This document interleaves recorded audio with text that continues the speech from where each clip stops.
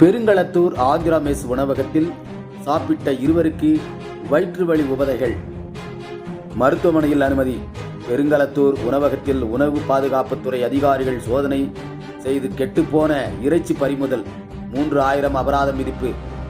தாம்பரம் அடுத்த பெருங்களத்தூர் இந்திரா காந்தி சாலை எதிரே உள்ள ராஜமாணிக்கம் சாலையில் செயல்பட்டு வரும் ஸ்ரீ ரிஷி நாயுடு ஆந்திரா மெஸ் உணவகம் செயல்பட்டு வருகிறது. இதில் உணவு உட்கொண்ட ஒரு நபர் தனக்கு ரேஷன் அரிசியால் தயாரிக்கப்பட்ட உணவை வழங்கியதாகவும், இதனால் தனக்கு உடல் உபதைகள் ஏற்பட்டு வயிற்றுப்போக்கு ஏற்பட்ட இந்த நிலையில் மருத்துவமனைக்கு சென்று சிகிச்சை பெற்றதாகவும் உணவு பாதுகாப்புத்துறை அதிகாரிகளுக்கு புகார் தெரிவித்துள்ளனர். இந்த நிலையில் பாதிக்கப்பட்ட நபர் கொடுத்த புகாரின் அடிப்படையில் உணவு பாதுகாப்புத்துறை அதிகாரிகள் ஸ்ரீ ரிஷி நாயுடு ஆந்திரா மெஸ் உணவகத்தை ஆய்வு மேற்கொண்டனர்.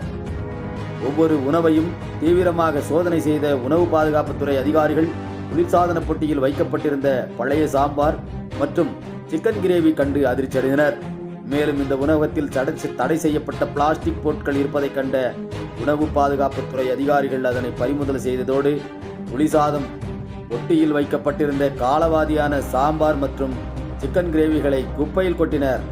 மேலும் கெட்டுப்போன இறைச்சிகளை பரிசோதனைக்காக பறிமுதல் செய்தனர். தாம்பரத்திற்கு அடுத்தபடியாக மிகப்பெரிய வளர்ச்சியை கண்டு வரும் பெருங்களத்தூர் பகுதியில் பல ஐடி நிறுவனங்கள் செயல்பட்டு வரும் இந்த நிலையில் அங்கு பல்வேறு மாநிலங்களில் இருந்தும் பல்வேறு மாவட்டங்களில் இருந்தும் தங்கி பணி செய்து வருகின்றனர். அவர்களுக்கு இது போன்ற உணவகம் வரப்பிரசாதமாக அமைந்திருந்தாலும் தரமான உணவு இல்லாததால் மருத்துவமனையை நாடி செல்லக்கூடிய ஆவநிலைக்கும் அப்பகுதியில் வசிக்கும் மக்கள் தள்ளப்பட்டு வருகின்றனர்.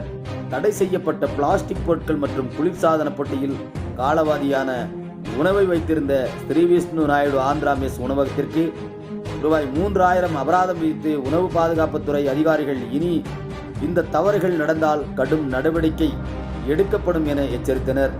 தாம்பரத்திலிருந்து செய்தியாளர். எதிர்நீச்சல் செய்திகளுக்காக SR மணி.